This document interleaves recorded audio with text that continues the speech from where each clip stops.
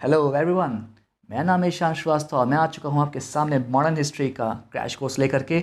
अगर आपकी modern history week है तो believe me this video is worth for you.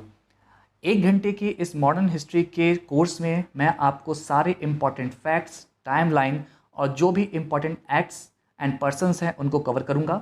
30 minute की इस वीडियो में मैं 1453 से लेकर के 1857 यानी कि first independent war of India से पहले की सारी हिस्ट्री कवर करूंगा। जितने भी पर्सन, जितने भी एक्ट्स, जितने भी वॉर, जितनी भी संधियां हुई हैं उन सबको मैं इस वीडियो में कवर करूंगा। और मोस्ट प्रोबेबली कल शाम तक आपकी सेकंड पार्ट आ जाएगी जिसमें कि हम लोग 1857 से लेकर के 1947 तक के सारे टाइमलाइंस एंड पर्सनस को कवर करेंगे। तो सीट बेल्ट बांध लीजिए, अगर आपके पास ईयरफोन हो तो उसे लगा लीजिए और अगले 30 मिनट तक आप इस पूरी हिस्ट्री को सुनिएगा एक स्टोरी की फॉर्म में। बस आपको ध्यान से सुनना है और सारे इवेंट्स आपके दिमाग में छप जाएंगे। लास्ट में वीडियो के मैं आपको कुछ बोनस फैक्ट्स भी बताऊंगा जो कि आपके एग्जाम्स में डायरेक्टली वन लाइनर के तौर पे पूछे जाएंगे। तो चलिए बिना किसी देरी के इस वीडियो को शुरू करते हैं। तो सबसे पहले हम लोग शुरू करते हैं आखिर ये सब चीज़ें हुई कहाँ से शुरू। कहीं ना कहीं से कुछ ना कुछ शुरू होता है। कोई भी चीज़ अगर होती है वर्ल्ड में या किसी देश में या किसी शहर में या किसी इंसान की ज़िंदगी में तो उसकी शुरुआत कहीं से होती है। तो इसी तरह से हम लोग बात करेंगे कि आखिर यूरोपियंस इंडिया आए क्यों और कैसे। क्या ऐसा सिनेरियो बना कि वो समुद्री इलाके को कवर करते हुए, इतने लंबे सी रूट को कवर करते हुए इंडिया तक आए। ठीक है, अच्छा तो मैं लैंग्वेज को बाइलिंगुअल रखूंगा क्योंकि मेरी ऑडियंस में इंग्लिश और हिंदी दोनों मीडियम के लोग हैं। तो मेरी लैंग्वेज और मेरे वर्ड्स दोनों हिंदी और इंग्लिश मिक्स होंगे। और बाकी कहीं भी कोई दिक्कत होगी कमेंट सेक्शन खुला हुआ है, आइए और पूछिए। तो सबसे पहले अगर हम बात करें तो 1453 की बात है। ऑटोमन साम्राज्य जो उस समय यूरोप में डोमिनेट कर रहा था, और आपको पता होगा आपने वर्ल्ड हिस्ट्री पढ़ी है तो 1917 तक ऑटोमन साम्राज्य ने अपना वर्चस्व कायम रखा था।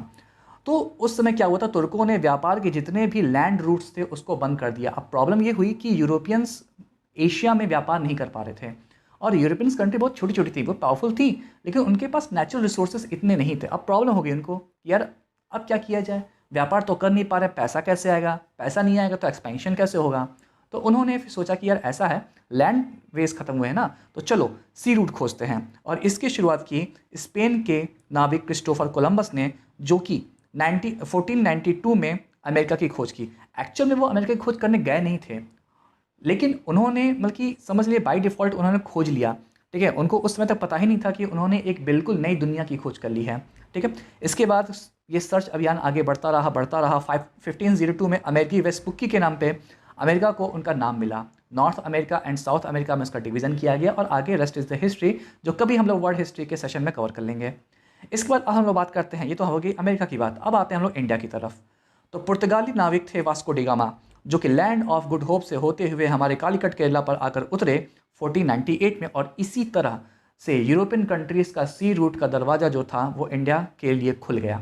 अब एक के बाद एक बहुत सारे हमारे कंट्रीज़ में यूरोपियन लोग आए जिनका ऑर्डर नीचे लिखा हुआ है, Portuguese, then Dutch, then English, then French. यानी कि सबसे पहले पुर्तगाली आए, फिर डच यानी कि नीदरलैंड के लोग आए, उसके बाद इंग्लिश मैन आए और देन फ्रांस यानी कि फ्रेंच के लोग आए।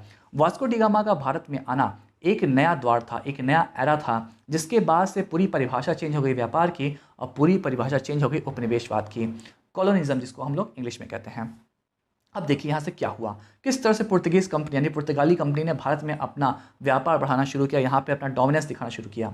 तो वास्को डी गामा आए, जैसा कि अभी हमने पढ़ा 1498 में।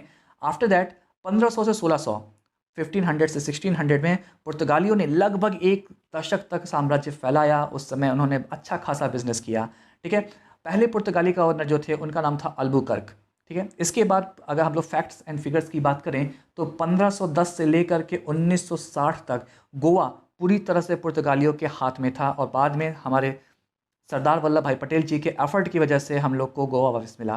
ठीक है, गोवा को उन लोगों ने अपना हेडक्वार्टर बनाया था क्योंकि उसको ऑक्यूपाई करना आसान था, और मेन चीज़ ये है कि वो सी रूट से जुड़ा हुआ था, तो वो अपने सारे बिजनेस, अपनी सारी आर्मीज, जितनी भी चीज़ें थी उनकी, उनको आराम से हैंडल कर लेते थे। अब कभी आपसे क्वेश्चन पूछे कि गोवा को उन्होंने प्राप्त किससे किया था, तो उन्होंने उसे बीजापुर से प्राप्त किया था। ठीक है, कुछ इंपॉर्टेंट पॉइंट्स हैं यहाँ पे कि अगर हम लोग बात करें कि क्या पुर्तगाली यहाँ से केवल नए नए सामान लेके गए थे, तो नहीं, पुर्तगालियों ने हमारे लिए बहुत सारी नई चीज़ें लाई भी थी, जिसमें से तंबाकू, टोबैको, अनानास, पपीता, चीज़ जिसको हम लोग पिज़्ज़ा पे डाल के खाते हैं, आलू एंड टमाटर और काजू। ये सब कुछ फैक्ट मतलब कुछ नई चीज़ें थी जो भारत के लोगों के लिए उन्होंने इंट्रोड्यूस किया। अब यहाँ पे एक फैक्ट आता है, क्वेश्चन एग्जाम में आया है कि काजू सबसे पहले कौन से देश में मिला था, तो सबसे पहले वो ब्राज़ील में मिला था। और इंडिया की अगर हम बात करें तो इंडिया में सबसे ज़्यादा जो कैश्यू होता है, कैश्यू इंग्लिश में बोलते हैं, हिंदी में काजू बोलते हैं, वो महाराष्ट्र में होता है। ठीक। अब इसके बाद सेकंड गवर्नर आए, उनका नाम था अल्फांसो एल्मिडा। ठीक है, अल्फांसो एल्मिडा मतलब कि पुर्तगाली थे, लेकिन वो दूसरे गवर्नर थे। पहले अल्बुकर्क थे और दूसरे थे हमारे पुर्तगाली गवर्नर सेकंड अल्फांसो एल्मिडा। इन्होंने पॉलिसी ऑफ ब्लू वाटर शुरू किया था। अब देखिए इसमें डेप्थ में नहीं जाना है, ये क्रैश कोर्स के टर्म्स में आपको बता रहा हूँ ताकि आप चीज़ों को क्रिस्प रख सकें, दिमाग में डेटा कम रहे लेकिन वो जो रहे वो एकदम इंपॉर्टेंट रहे। ठीक है, तो आपसे क्वेश्चन ऐसे ही पूछेगा कि पॉलिसी ऑफ ब्लू वाटर किसने इंट्रोड्यूस किया, तो policy of blue water introduce किया था अल्फांसो एल्मिडा ने, जो कि सेकंड पुर्तगाली गवर्नर थे। इसके बाद अगर हम लोग इसमें एक और एड ऑन चीज़ करें, बोनस फैक्ट्स की बात करें, तो जो हमारे अल्फांसो एल्मिडा थे उन्हीं के नाम पे अल्फांसो आम रखा गया था। और ये अल्फांसो आम सबसे ज़्यादा रत्नागिरी महाराष्ट्र में पाया जाता है। आपने माजा स्लाइस ये सब पिया होगा, उसमें जो मैंगो यूज़ किया था वो अल्फांसो मैंगो ही होता है। अच्छा, अल्फांसो मैंगो का एक कलर हल्का सा मतलब डिफरेंट येलो होता है, जो कि बीटा कैरोटीन की वजह से होता है। ठीक है, अब इसके बाद जब देखा यूरोपियंस ने कि अरे यार पुर्तगाली तो बहुत पैसा कमा रहे हैं इंडिया जा करके, तो उन्होंने डिसाइड किया कि नहीं अब हम भी जाएंगे। तो उसके बाद ये रहा ऑर्डर। सबसे पहले अगर हम लोग बात करें तो डच ईस्ट इंडिया कंपनी आई पुर्तगालियों के बाद 1602 में, फिर 1608 में English east India company I, and after that 1664 में फ्रेंच ईस्ट इंडिया कंपनी आई। इन सब में से जो सबसे ज़्यादा डोमिनेट किया वो थी इंग्लिश ईस्ट इंडिया कंपनी, जो कि किसी से छुपा नहीं है, सबको हिस्ट्री इतनी तो पता ही है। ठीक है, अब हम लोग अपने चलते हैं अगले स्टेप्स की तरफ। अब यहाँ से आता है राइज होता है इंग्लिश ईस्ट इंडिया कंपनी का। ये बातें शुरू हुई 1600 से, जब एलिजाबेथ ने, एलिजाबेथ जो थी, एलिजाबेथ 1 और 2 दोनों इंपॉर्टेंट है, तो अभी हम बात करते हैं एलिजाबेथ 1 की। तो एलिजाबेथ 1 ने 1600 में एक चार्टर पास किया और उन्होंने कहा ईस्ट इंडिया कंपनी को कि जाओ इंडिया में 15 सालों तक का मैं तुम्हें परमिशन दे रही हूँ, जाओ मोनोपोली है तुम्हारी, खूब व्यापार करो, खूब बिजनेस करो, खूब पैसा कमाओ और उसका एक पर्टिकुलर शेयर हमें भी ला के दो। इसी उद्देश्य से 1608 में कैप्टन विलियम हॉकिंस जहांगीर के दरबार में आए और उन्होंने उनसे परमिशन मांगी कि भाई हमें सूरत में फैक्ट्री खोलने दीजिए। अब ऐसे आप आके किसी और की कंट्री में बोलोगे कि हमें फैक्ट्री खोलने दीजिए तो क्या खोलने देगा? नहीं। तो विलियम हॉकिंस अपने साथ बहुत सारे अलग अलग तरह के गिफ्ट्स ले आए, बहुत ही नायाब उन्होंने गिफ्ट्स ले आए, जिसको देख के जहांगीर इंप्रेस हो गए और उन्हें कहा अच्छा ठीक है चलो, ठीक है आप हमारे यहाँ मेहमान हैं, चलिए मैं आपको मौका दे रहा हूँ, करिए आराम से बिजनेस करिए और हमें इसी तरह से नए नए गिफ्ट्स ला के हमें प्रॉफिट्स देते रहिए। अब 1608 में हो गई डेथ जेम्स फर्स्ट की, सॉरी माय मिस्टेक, 1608 में डेथ हो गई एलिजाबेथ फर्स्ट की और उसके बाद जेम्स फर्स्ट आ गए। उन्होंने फिर कहा कि ऐसा देखो 15 साल का ये जो बैरिकेडिंग है मैं उसे हटा रहा हूँ और तुम आराम से अनिश्चित काल तक, जब तक कोई अलग से एक्ट में नहीं लाता हूँ तब तक आप अनिश्चित काल तक ईस्ट इंडिया कंपनी को मोनोपोली देते कि जाओ इंडिया में खूब व्यापार करो और हमें खूब सारा बिजनेस ला के दो। इसके बाद अब सूरत में फैक्ट्री का आदेश तो मिल चुका था, अनुमति मिल चुकी थी, लेकिन प्रॉब्लम थे, सूरत आता है आपका महाराष्ट्र में, सॉरी गुजरात के बेल्ट में, और वहाँ पर फिर अब प्रॉब्लम आई कि यार पुर्तगाली इन्फ्लुएंस कर रहे थे। ठीक है, अब वहाँ पे पुर्तगालियों का हिंड्रेंस आ रहा था, तो फिर उन्होंने कहा कि यार ठीक है ऐसा है, अब तुम लोग हमको कर रहे हो दिक्कत पैदा, तो हम तुमसे लड़ेंगे अब लड़ाई। और फिर 1612 में हुआ स्वाली का युद्ध, जिसमें अंग्रेजों ने पुर्तगालियों को हरा दिया और इसी के बाद 1613 में सूरत में अंग्रेजों ने अपनी पहली फैक्ट्री डाली। ठीक है, ये चीज़ आप याद रखिएगा, ये लड़ाई इंडियंस के साथ नहीं थी, ये लड़ाई इंग्लिश और पुर्तगीज़ के बीच में थी, इसलिए कभी भी इसको वॉर्स में कंसीडर नहीं किया जाता है इंडियन हिस्ट्री में, ये उनके बीच का पर्सनल डिस्प्यूट था जिसको उन्होंने टैकल किया। इसके बाद 1615 में जेम्स फर्स्ट ने अपने पहले इंग्लिश एम्बेसडर टॉमस रो को जहांगीर के दरबार में भेजा और फिर से वो बहुत सारे गिफ्ट्स लेके आए। अब जहांगीर हो गए इंप्रेस, अरे बढ़िया है, बार बार इंग्लैंड से लोग आ रहे हैं, मेरे लिए खूब सारे गिफ्ट्स ला रहे हैं, तो ठीक है बिजनेस करने देते हैं, मुझे भी फ़ायदा होगा। तो इसी तरह से उन्होंने उनको भी परमिशन दे दिया कि ठीक है आप अपने आप को एक्सपेंड करो, केवल यहीं पे क्यों, आप बंगाल जाइए, आप मद्रास जाइए, आप बॉम्बे जाइए और अपने आप को एक्सपेंड करो, देखो क्या आपके लिए यहाँ पे एक्स्ट्रा नया चीज़ मिलता है, जो भी आप कमाइए उसमें से हमें शेयर दीजिए। इसी के साथ 1639 में मद्रास फैक्ट्री की स्थापना हुई, जिसको सेंट जॉर्ज फैक्ट्री भी कहते हैं, बहुत इंपॉर्टेंट पॉइंट है, याद रखिएगा। ठीक है, 1668 में मुंबई फैक्ट्री की स्थापना हुई और उसके बाद फिर धीरे धीरे अंग्रेजों ने जो मुगल एम्पायर था उसमें पेनिट्रेट करना शुरू किया, जो मुगल एम्परर्स थे उनको इम्प्रेस करना शुरू किया। और इस चरण में 1691 में उन्होंने क्या किया, अंग्रेजों ने औरंगजेब को इम्प्रेस कर दिया और औरंगजेब ने उन्हें टैक्स फ्री व्यापार करने का फरमान जारी कर दिया कि जाओ ठीक है तुम करो व्यापार, तुमसे हम कोई टैक्स भी नहीं लेंगे, ठीक है बस हमें खुश रखना, गिफ्ट्स देते रहना, कोई दिक्कत नहीं है। ठीक है, अब इसके बाद जब औरंगजेब का साथ मिल गया इस तरह से फ्री हैंड, तो अब अंग्रेज धीरे धीरे अब खुलने लगे और उन्होंने बंगाल के कोलकाता में जाके अपने पहले किले की स्थापना की। ठीक है, और कोलकाता को अंग्रेजों ने अपनी राजधानी बना ली कि अब हम यहीं से सब चीज़ों को ऑपरेट करेंगे। 1707 में औरंगजेब की डेथ हो गई और इसके बाद से छोटे छोटे राज्यों का उदय होने लगा, क्योंकि उनके बाद के जो मुगल एम्परर्स थे उसमें वो पोटेंशियल नहीं था कि वो इतने बड़े साम्राज्य को बांधे रख सकें। 1770 में फारूक सियार ने अंग्रेजों को केवल कोलकाता ही नहीं, केवल बंगाल ही नहीं, बल्कि बम्बई और मद्रास में भी टैक्स फ्री व्यापार करने की आगे दे दी। और इसके लिए उन्होंने एक पर्टिकुलर टोकन दिया जिसका नाम उन्होंने दस्तक रखा। इस दस्तक की सहायता से अंग्रेजों ने मुंबई, मद्रास और कोलकाता में टैक्स फ्री व्यापार किया और बहुत ज़्यादा पैसा कमाया। अब जैसे जैसे अंग्रेजों के पास पैसा आता जा रहा था इंडिया का, वैसे वैसे वो पावरफुल होते जा रहे थे और जैसे जैसे वो पावरफुल होते जा रहे थे उनका मन बढ़ता जा रहा था। इसी के बाद अब क्या हुआ कि अब फारूक सियार ने इतना ज़्यादा छूट दे दिया, अब उसका उन्होंने फ़ायदा उठाना स्टार्ट किया और 1740 से लेकर के 1756 तक अंग्रेजों ने दस्तक का बहुत दुरुपयोग किया और अपने हर फैक्ट्री के चारों तरफ उन्होंने किले बनाने शुरू कर दिए। उस समय तक मुगल एम्प्रेस को यह आइडिया ही नहीं हुआ कि ये धीरे धीरे करके यहाँ पे अपने फोर्ट बिल्ड करेंगे और फिर अपनी सेना बुलाएंगे। उन्हें लगा कि ये लोग केवल बिजनेस कर रहे हैं और अपने जो फैक्ट्रीज है उनकी सिक्योरिटी के लिए ऐसा कर रहे हैं, बल्कि अंग्रेजों के दिमाग में तो कुछ और उस समय चल रहा था। इसके बाद अब समय बीतता गया और सिराजुद्दौला ने आक्रमण कर दिया कोलकाता के ऊपर और उस पर अधिकार कर लिया। कुछ समय की जीत थी ये, क्योंकि इसके बाद रॉबर्ट क्लाइव ने प्लासी के युद्ध में 1757 में बुरी तरह से सिराजुद्दौला को हरा दिया और यह पहला लड़ाई था जो कि ब्रिटिश और इंडियंस के बीच लड़ा गया था, इसलिए उसको बोलते हैं फर्स्ट वॉर ऑफ ब्रिटिश। हम सवाली के युद्ध को इंक्लूड नहीं करते हैं क्योंकि वो दो यूरोपियंस के बीच में हुआ था, इंडिया और यूरोप की कंट्री के बीच में नहीं हुआ था। तो प्लासी का युद्ध यहाँ से पूरा चैप्टर चेंज कर दिया, क्योंकि अब यहाँ पर अंग्रेज़ों को उनकी ताकत का एहसास हो चुका था, क्योंकि उन्होंने अब मुग़ल एम्पायर में पेनिट्रेट भी कर लिया था और उन्होंने एक नवाब को हरा भी दिया था। इसके बाद उन्होंने क्या किया, सिराजुद्दौला को हटाएगा कि तुम हटो, तुम्हारा दिमाग बहुत ज़्यादा चढ़ा हुआ है, हटो, और हम लगाएंगे अब इनकी जगह मीर जाफ़र को। और 1757 से 1760 तक मीर जाफ़र प्लासी के युद्ध के बाद बंगाल की तख्ती को संभाला नवाब बन करके, लेकिन बस वो कहने को नवाब थे, वो अंग्रेज़ों के हाथों की कठपुतली बन गए थे। जैसा अंग्रेज कहते थे वो वैसा ही करते थे। धीरे धीरे मीर जाफ़र को डच लोगों का साथ मिलने लगा और उन्होंने सोचा यार कि मेरा देश है, मेरे लोग हैं और मेरे सर पे तांडव कर रहे हैं अंग्रेज, ऐसे नहीं चलेगा। तो उन्होंने डच लोगों के साथ मिलकर बेदरा का युद्ध लड़ा और उसके बाद अंग्रेज़ों और मीर जाफ़र के बीच में लड़ाई हुई, लेकिन ऑब्वियसली मीर जाफ़र उसमें हार गए क्योंकि उनके बीच में एकता नहीं थी। ठीक है, अब इस हार का रिजल्ट ये निकला कि मीर जाफ़र को भी पोस्ट से हटा दिया गया और उनकी जगह आ गए मीर कासिम। अब मीर कासिम बंगाल के नवाब बन चुके थे। ठीक है, 1760 से लेकर 1763 तक मीर कासिम ने अंग्रेज़ों का साथ दिया, लेकिन साथ ही साथ में उनके हार्ट में इंडियंस के लिए सॉफ्ट हार्ट था, सॉफ्ट कॉर्नर था और उन्होंने भारतीय व्यापारियों के लिए मुक्त व्यापार की शुरुआत की कि भाई तुम लोग भी करो, अंग्रेजी केवल व्यापार नहीं करेंगे, तुम भी करो, कोई दिक्कत होगी तो आके हमको बताना। लेकिन भाई अब मीर कासिम के पास इतनी ताकत थोड़े हैं। अब जब उन्होंने मुक्त व्यापार दे दिया तो हो गई अंग्रेज़ों को प्रॉब्लम, और जब अंग्रेज़ों को प्रॉब्लम हुई तो उन्होंने मीर कासिम को दबाया।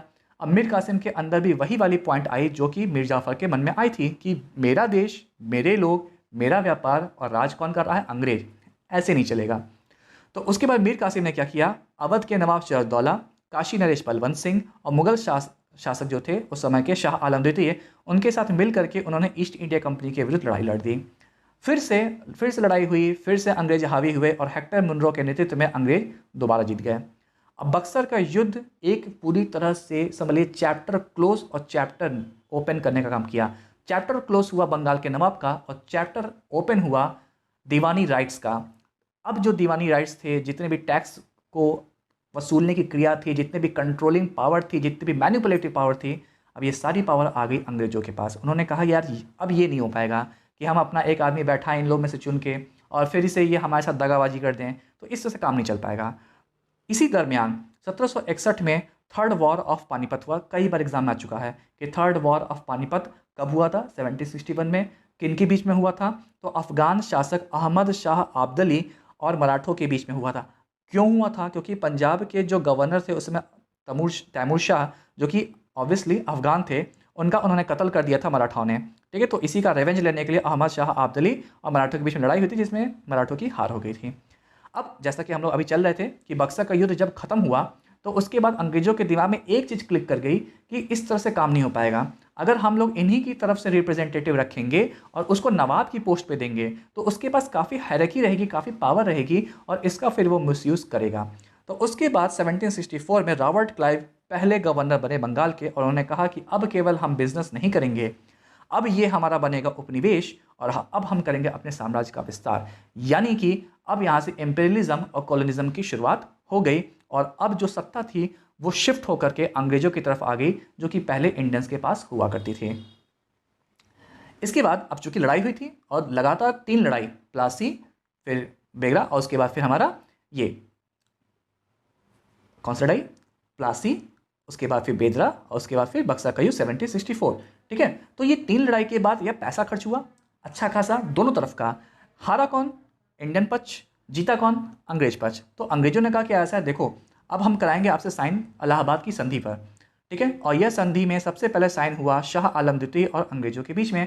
अंग्रेजों ने रिस्पेक्ट किया कि देखिए आप 200-250 साल से यहाँ पे राज कर रहे हैं, हम आपको थोड़ी सी रिस्पेक्ट देते हैं, आप लीजिए हमसे 20 लाख रुपए पर एनम का पेंशन और चुपचाप बैठे रहिए, बिल्कुल भी ची से चा मत करिएगा, हम आपको पैसा देंगे, हम आपको रिस्पेक्ट देंगे, आपके पास अच्छा खासा अथॉरिटी है, आप उसका यूज़ करिए, लाइफ एंजॉय करिए। ठीक है, हम इतना ही नहीं, हम आपको बिहार और उड़ीसा की दीवानी भी दे रहे हैं, जाइए टैक्स भी लूटिएगा, हमें कोई दिक्कत नहीं, बस आप हमारे काम में आप अड़ंगा नहीं रहेंगे, क्योंकि आप 200-250 साल से राज कर रहे हैं तो इतने हम आपकी रिस्पेक्ट करते हैं। लेकिन जो अवध के नवाब थे उनका बुरी तरह से लग गई। क्यों? क्योंकि अब जो नवाब शाहदौला थे उन्होंने भाई साथ तो दिया था, सबका अलायंस का साथ दिया था, और उस लड़ाई की वजह से अंग्रेजों का नुकसान हुआ था। तो नवाब शाहदौला को बोला, उन्होंने अंग्रेजों ने कहा कि यार आप तो नहीं हो ना मुगल साम्राज्य के वारिस, तो आप दोगे अब हमको पैसा, हम नहीं आपको पेंशन देंगे, आप हमको पैसा दोगे, 50 लाख रुपए भुगतान करोगे, क्योंकि हमारा खर्चा हुआ है, हमारे लोग मरे हैं, और साथ ही साथ में इलाहाबाद और कोरा भी छीन लिया। यानी कि अवध के नवाब का अच्छा खासा नुकसान हो गया इसमें। ठीक, इसके बाद 1765 से 66 में रॉबर्ट क्लाइव ने डुअल गवर्नमेंट की एक पॉलिसी ले आई। उन्होंने कहा कि अब ऐसा है, देखो अब दीवानी राइट्स रहेंगे हमारे पास और हम निजामत करने के लिए केवल अपने द्वारा कुछ डिप्टी सूबेदार को नियुक्त कर देंगे। एक तरह से वो हमारा रिप्रेजेंटेटिव होगा, वो आपका रिप्रेजेंटेटिव नहीं होगा, वो हमारा रिप्रेजेंटेटिव होगा, और जैसा हम उसको ऑर्डर देंगे वो वैसा ही करेगा। जितने भी अब मैनेजमेंट राइट्स होंगे, जितने भी अब रेवेन्यू राइट्स होंगे, वो अब अंग्रेजों के पास होंगे, ईस्ट इंडिया कंपनी के पास होंगे। इस डुअल गवर्नमेंट पॉलिसी के द्वारा रॉबर्ट क्लाइव ने 1765 से लेकर 1772 तक 7 सालों तक बंगाल में बुरी तरह से शोषण किया। अभी आप देखिएगा कि ये जो स्टोरी है ये सारी की सारी बंगाल के ही इर्द गिर्द है। ठीक है, अभी एक्सपेंशन इतना नहीं हो पाया था, लेकिन धीरे धीरे अब इन्होंने अपने पाँव फैलाना शुरू किया। इसके बाद आए वॉरेन हेस्टिंग्स। इन्होंने 1772 में आके डुअल गवर्नमेंट सिस्टम को फिनिश कर दिया और उसके बाद उन्होंने अपनी तरह से राज्य को चलाना शुरू किया।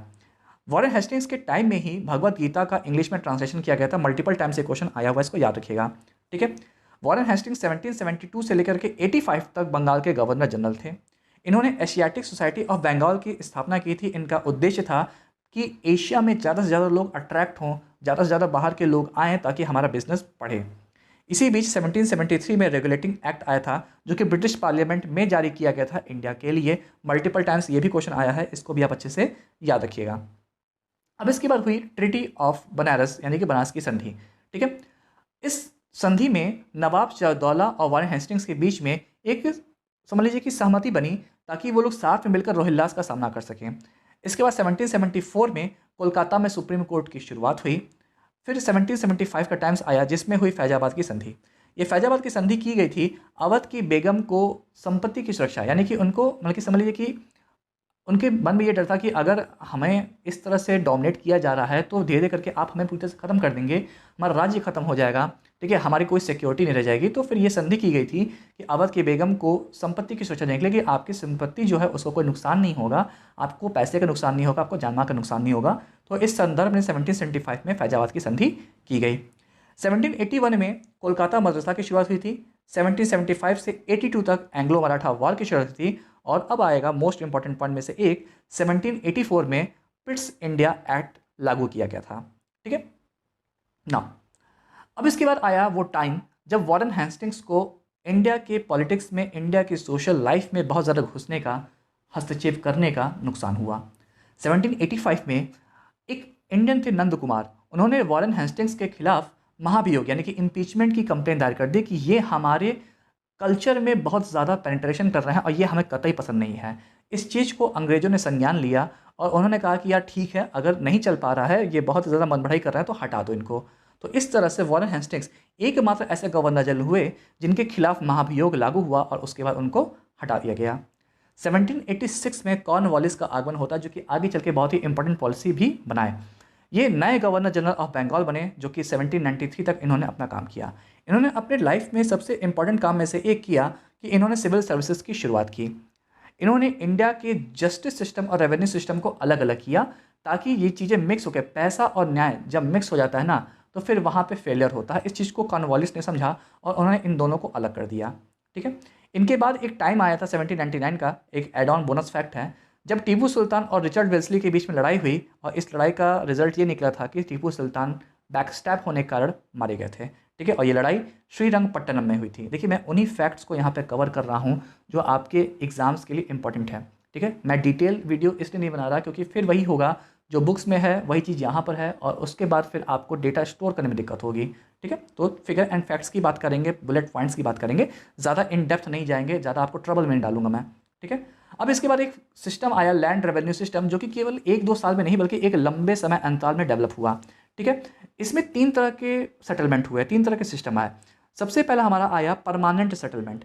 अब परमानेंट सेटलमेंट कॉर्नवालिस ने बंगाल में सबसे पहले शुरू किया था, जिसको हम लोग हिंदी में जमींदारी प्रथा भी कहते हैं।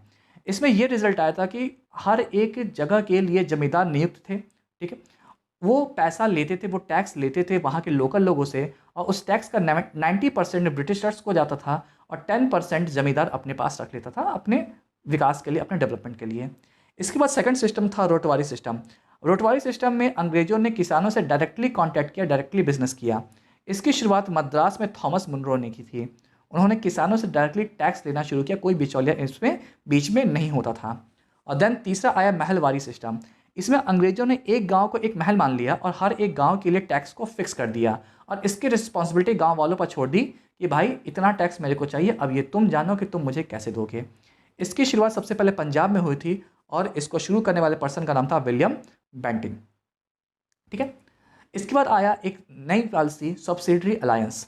ये शुरुआत हुई थी रिचर्ड वेल्सली के द्वारा, जो कि 1798 से 1805 तक गवर्नर जनरल थे। ठीक है, इन्होंने कहा कि यार ऐसा देखो, हम एक स्पेशल आपके लिए पैकेज ले आ रहे हैं। अगर आपकी सेना इतनी स्ट्रांग नहीं है, आपको डर है, तो आप हमारी हेल्प लो। ठीक है, हम आपको प्रोटेक्ट करेंगे, आपके ऊपर कोई अटैक करेगा तो वो हमारा दुश्मन है। ठीक है, लेकिन इसके एवज में आपको हमें पैसा देना पड़ेगा। और ऐसे राज्य जिन्होंने सब्सिडरी अलायंस को ज्वाइन किया, ऐसे राज्य को प्रिंसली स्टेट कहा गया। तो इसमें क्या हुआ कि किसी राज्य को प्रोटेक्ट करने की पूरी जिम्मेदारी अंग्रेजों ने ले ली, और इसके एवज में वो उनसे पैसा लेते थे, भुगतान लेते थे, जिससे कि उनको बेनिफिट होता था। अब इसमें कई स्टेट अपने मन से मान गए, तो कई स्टेट को डरा धमका करके अपने में शामिल किया गया, और रिजल्ट ये आया कि अंग्रेजों को बहुत ही ज़्यादा फ़ायदा हुआ। इसके बाद आया चार्टर एक्ट 1813, जो कि एक तरह से एजुकेशन के ध्यान में रखते हुए लाया गया था। ये इंग्लिश गवर्नमेंट ने पास किया था। ठीक है, इसमें कहा कि ऐसा देखो कि अब ना बहुत अब पैसा कमा लिए, अब जो तुम्हारी मोनोपोली है ना, अब उसको हम करेंगे कम।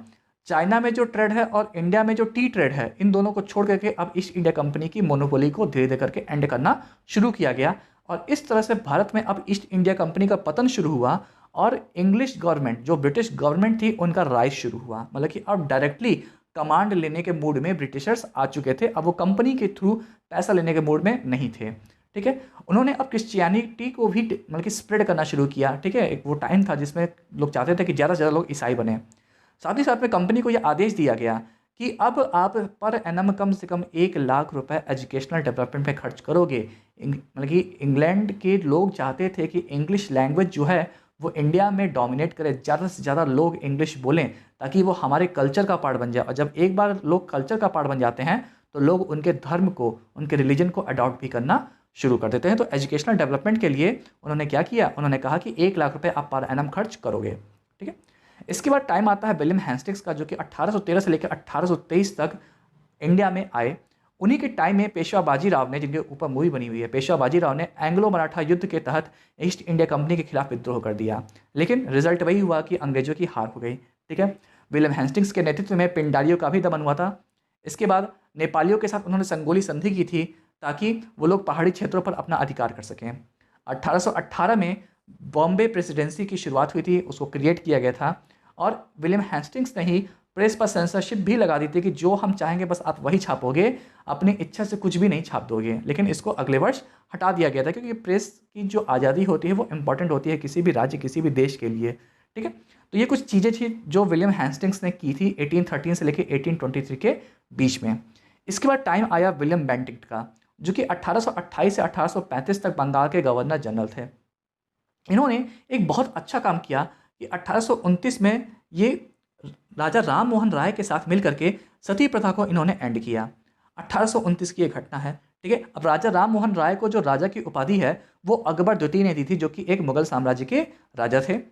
इसी साल, इसी कार्यकाल में फारसी लैंग्वेज को रिप्लेस करके इंग्लिश लैंग्वेज को कोर्ट की आधिकारिक भाषा बना दी गई और धीरे धीरे इंग्लिश लैंग्वेज को अब इंडियन कल्चर में बिल्ड करना शुरू किया गया, बोल्ड करना शुरू किया गया। लोगों को बताया गया कि इंग्लिश बोलोगे तो तुम्हारा गुणगान होगा, तुम्हारा डेवलपमेंट होगा, तुम आगे बढ़ोगे तो विकास होगा। और धीरे धीरे लोग अब इंग्लिश एजुकेशन की तरफ मुड़ने लगे, ठीक। इसके बाद आया charter act 1833, one of the most important act में से एक।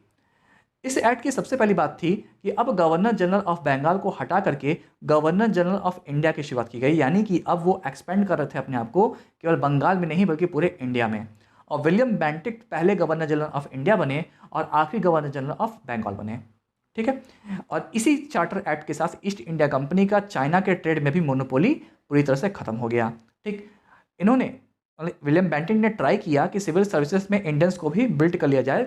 जब इंडियन भी हमारे साथ मिलकर काम करेंगे तो अंग्रेज इंडियंस की प्रॉब्लम को समझेंगे, एक बेटर अंडरस्टैंडिंग डेवलप होगा, लेकिन उनका यह प्रयास फेल हो गया।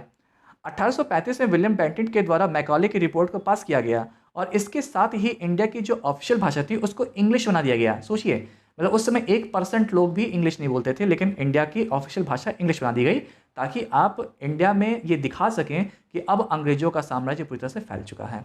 कोलकाता में पहला मेडिकल कॉलेज खोला गया, लॉ कमीशन की शुरुआत हुई और इसी दरमियान ठगों को भी दबाना शुरू किया गया। आपने ठग्स ऑफ हिंदुस्तान मूवी देखी ही होगी, ठीक है। तो मेन फैक्ट्स जो थे चार्टर एक्ट के वो थे गवर्नर जनरल ऑफ इंडिया की शुरुआत होना, सिविल सर्विसेज में भारतीयों को लाना जो कि फेल हो गया, और साथ ही साथ में मैकॉले की रिपोर्ट को पास करना जिससे कि इंग्लिश जो लैंग्वेज थी वो अब इंडिया की ऑफिशियल लैंग्वेज बन गई। अब इसके बाद स्टार्टिंग होती है डलहौजी की, जो कि इंडिया के हिस्ट्री में, मॉडर्न हिस्ट्री में सबसे ज़्यादा इम्पैक्टफुल गवर्नर जनरल में से एक है। इन्होंने सबसे पहले शिमला को अपनी समर कैपिटल बनाया, बड़ी खूबसूरत जगह है, सब लोग जानते हैं, ठीक है। उनको बहुत पसंद आई, उन्होंने कहा कि अब ऐसा है 2 राजधानी होगी, ठीक है, समर कैपिटल शिमला होगी, हम वहाँ रहेंगे, ठीक है। 1852 में सेकेंड इंडो बर्मा वॉर हुआ, डलहौजी ने कमांडर के तौर पर लैम्बर्ट को भेजा और वहाँ पे लैम्बर्ट जीत गए। 1850 में ब्रिटिश ने सिक्किम को जीत लिया और 52 में लैम्बर्ट के हेल्प से पंजाब और बर्मा को भी इन्होंने अच्छे से डोमिनेट करते हुए जीत लिया। डलहौजी ने कई सारे काम अच्छे भी किए और ब्रिटिशर्स ने भी कई सारे काम अच्छे किए। ऐसा नहीं कि उन्होंने केवल ख़राब काम ही किया, लेकिन हाँ, अगर हम लोग रेशियो के कंपैरिजन करेंगे तो 20% काम अच्छा किया तो 80% काम खराब हुआ। तो पहले तो आया डलहौजी का बुरा और उसका फिर हम लोग पढ़ेंगे डलहौजी का अच्छा काम, ठीक है। तो डलहौजी ने एक ट्रीटी लाई, एक एक्ट लाया जिसको बोलते हैं डलहौजीज डॉक्ट्रिन ऑफ स्लैब्स। इसमें उन्होंने कहा कि ऐसा है, देखो, प्रिंसली स्टेट से तो हमको पैसा मिल रहा है, ठीक है, लेकिन अगर प्रिंसली स्टेट में कोई राजा ऐसा है जिसका पुत्र नहीं है या फिर पुत्र इनकम्पिटेंट है, मतलब कि राज्य करने के योग्य नहीं है, तो उससे अब राज्य क्या कर लिया जाएगा, छीन लिया जाएगा और उस राज्य के मालिक बाय डिफ़ॉल्ट ब्रिटिशर्स बन जाएंगे। ब्रिटिश ने कहा कि भाई तुम्हारा बेटा नहीं है तो बेटी को नहीं बनाओगे तुम शासक, बेटा नहीं है तो अब ये तुम्हारा राज्य ब्रिटिशर्स के खाते में आ जाएगा। और इसकी शुरुआत हुई थी 1848 में सतारा महाराष्ट्र से, 1853 में फिर झांसी में ये हुआ और 54 में नागपुर, संभलपुर, उदयपुर में ये देखने को मिला। आपने झांसी की रानी मूवी देखी होगी, उनके बारे में पढ़ा होगा। जो डिस्प्यूट था वो यहीं से हुआ था, क्योंकि आपको पता है कि जो झांसी के राजा थे उनका दत्तक पुत्र था, गोद लिया हुआ पुत्र था, उनका खुद का कोई बेटा नहीं था। तो ब्रिटिशर्स वहाँ पे कहते कि अब भाई साहब डॉक्ट्रिन ऑफ लैप्स लगा हुआ है, राज्य आपका नहीं रह गया, मुझे दो, ठीक है। और झांसी की रानी उस चीज़ पे अडिग थी कि हम अपना राज्य नहीं देंगे, और फिर वो चीज़ें डिस्प्यूट स्टार्ट हुई जो कि 1857 की क्रांति का रीज़न भी बना, ठीक है। तो डॉक्ट्रिन ऑफ लैप्स क्या था कि ऐसे प्रिंसली स्टेट जिनके बेटे नहीं थे, जिनके राजा के बेटे नहीं थे या फिर बेटे इनकम्पिटेंट थे, तो वो राज्य बाय डिफ़ॉल्ट ब्रिटिशर्स के खाते में चला गया। इसके अलावा कुछ रिफॉर्म्स की बात करें, कुछ सुधार की बात करते हैं, ठीक है। 1853 में डलहौजी ने रेलवेज़ की शुरुआत की और पहली ट्रेन जो थी वो मुंबई से थाने में 1853 में चली थी, लगभग 33 किलोमीटर के स्पैन में। डलहौजी ने ही PWD की भी शुरुआत की थी, जिससे कि इंडिया के जो रोड कंस्ट्रक्शन डिपार्टमेंट था वो डेवलप हुआ, इंडिया में रोड बनने शुरू हुई, ट्रांसपोर्टेशन ईजी हो गया, बिजनेस ग्रोथ बढ़ा। 54 में पोस्ट ऑफिस सिस्टम आया जिससे कि इंफॉर्मेशन को एक जगह से दूसरी जगह ले जाना भाई पॉसिबल हो पाया, अच्छा रहा। जब इंफॉर्मेशन शेयर होती हैं तो लोगों की ग्रिप बढ़ती है, तो इसी को ध्यान में रखते हुए पोस्ट ऑफिस सिस्टम को शुरू किया गया था। इसके बाद वुड्स ने अपना एक डिस्पैच दिया कि ऐसा है कि हम लोग को इंडिया के अगर अंदर तक घुसना है, उसमें लंबे समय तक अपना राज्य करना है, तो वहाँ के लोगों की सोच में घुसना पड़ेगा, और सोच में घुसने का सबसे अच्छा रास्ता होता है एजुकेशन सिस्टम। तो वुड्स ने अपना एक सलाह दिया कि हम लोग प्राइमरी से लेकर के हाई लेवल के एजुकेशन तक इंग्लिश को घुसेड़ेंगे, इंग्लिश को डोमिनेट करवाएंगे, और इस तरह से इसको बोला गया Magna carta of modern education, जिसमें उन्होंने पूरी तरह से हिस्ट्री को मैनिपुलेट करते हुए, लैंग्वेज को मैनिपुलेट करते हुए अपनी पॉलिसीज़ को, अपने इन्फॉर्मेशन को, अपने नॉलेज को इंडिया में यूज़ किया। इसीलिए आज के टाइम में भी हम लोग बहुत सारे इन्फॉर्मेशन को मैनिपुलेटेड वे में पढ़ते हैं, जो कि अंग्रेज़ों का ही किया धरा है। 1856 में ईश्वर चंद्र विद्यासागर के हेल्प से अंग्रेजों ने विडो री मैरिज एक्ट यानी कि विधवा पुनर्विवाह एक्ट लागू किया, जिससे कि बहुत सारी विधवाओं लोगों को फ़ायदा मिला। हाँ, इसका बात ये अलग है कि लोगों से अंग्रेज़ों को विरोध भी बहुत झेलना पड़ा, लेकिन अल्टीमेटली अगर देखा जाए तो ये एक समाज के लिहाज से ये एक बहुत अच्छा स्टेप था।